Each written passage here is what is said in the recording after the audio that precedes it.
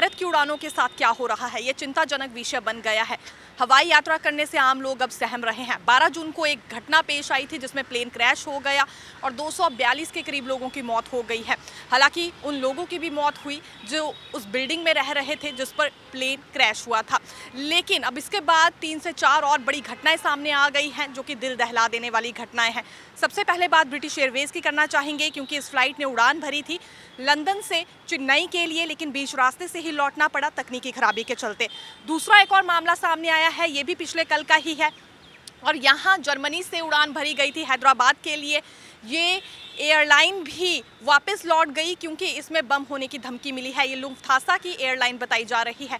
तीसरा मामला तब सामने आया जब सऊदी अरेबिया की एक एयरलाइन से धुआं निकलने लगा। ये लखनऊ के एयरपोर्ट पे जैसे ही लैंड हुई उसके बाद पहियों से चिंगारी और धुआं निकलने लगा।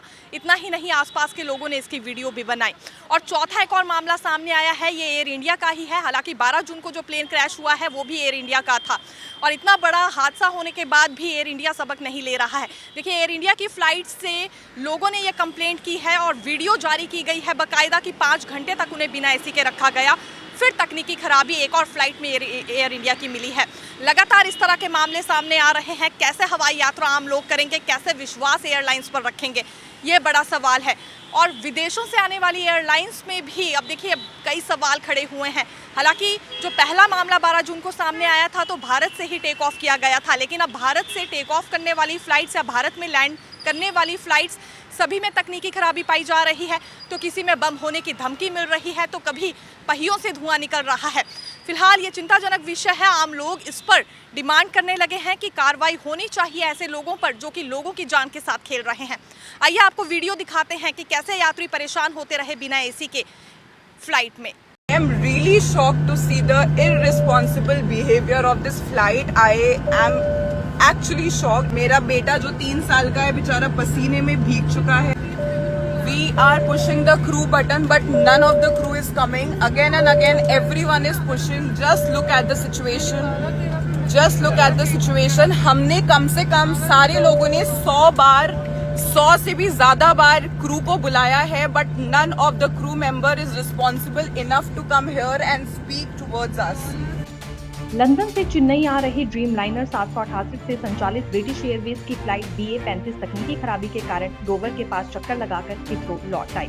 इसी तरह से जर्मनी से हैदराबाद आ रही लुफ्थांसा एयरलाइंस की फ्लाइट LF 752 को रविवार शाम उड़ान के बाद वापस फ्रैंकफर्ट एयरपोर्ट लौटना पड़ा। यह फ्लाइट सोमवार सुबह हैदराबाद के राजीव गांधी अंतर्राष्ट्रीय एयरपोर्ट पर पहुंचने वाली थी।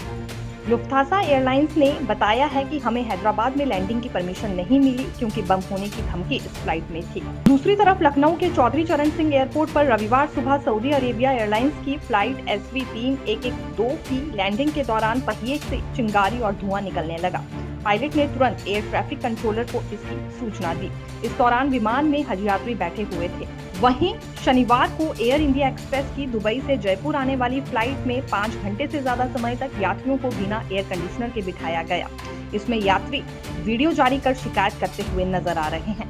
12 जून को क्रैश होने वाला विमान भी एयर इंडिया का था, लेकिन अफसोस अभी तक एयर इंडिया ने उस हादसे से सबक नहीं लिया।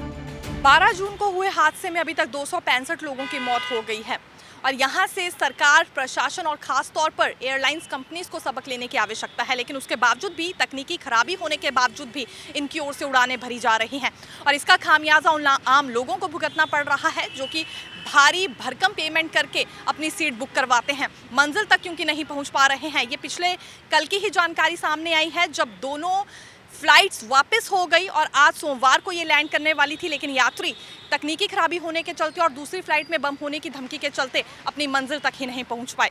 देखते रहिए Navodaya Times Punjab Kesari. Camera person Vinod ji के साथ मैं दीक्षा शर्मा। धन्यवाद।